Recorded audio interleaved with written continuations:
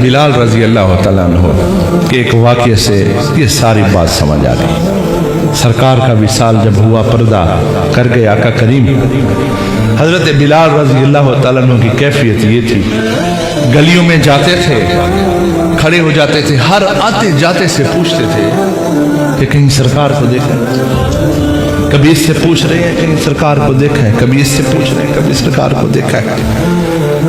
दीवानगी का ये आलम हो गया हुजूर के हिजर और जुदाई में, हत्ता के फैसला कर लिया कि मदीना शरीफ छोड़ देना है।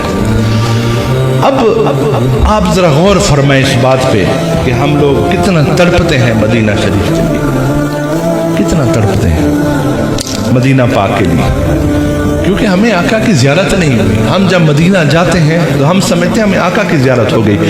जो लोग सरकार के कुर्ब में बैठे हुए थे, जो लोग दिन रात आका की ज़ियारत किया करते थे, जो लोग हुजूर की गुलामी में हर वक्त बैठे हुए थे, जब सरकार पर्दा किया सरकार ने, तो उन्हें वो शहर न लगा।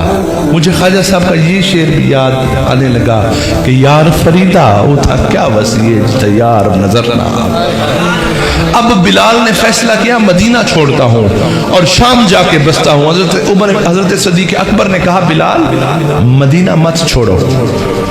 हजरत बिलाल ने कहा अगर तो आप उस एहसान का बदला चाहते हैं कि जब आपने मुझे गुलामी से छुड़ाया था तो और बात है, वरना मुझे यहाँ से जाने दें। अब मुझे समझ आया पीर फरीसे की बात।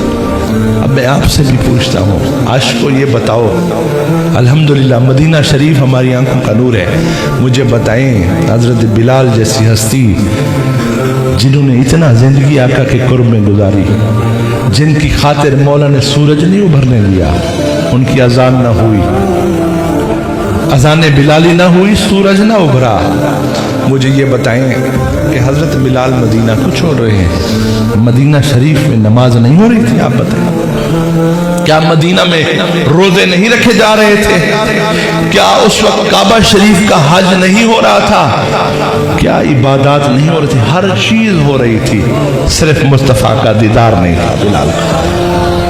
तो आज समझ आई फरीद की कि मेरे पीर फरीद ने ये क्यों कहा, मेरा इश्क भी तू, मेरा यार भी तू, मेरा दीन भी तू, ईमान भी तू, मेरा काबा किबला मस्जिद मिंबर मुसहफ कुरान भी तू, मेरे फर्ज फरीजे जबान फरीद की है कैफियत बिलाल।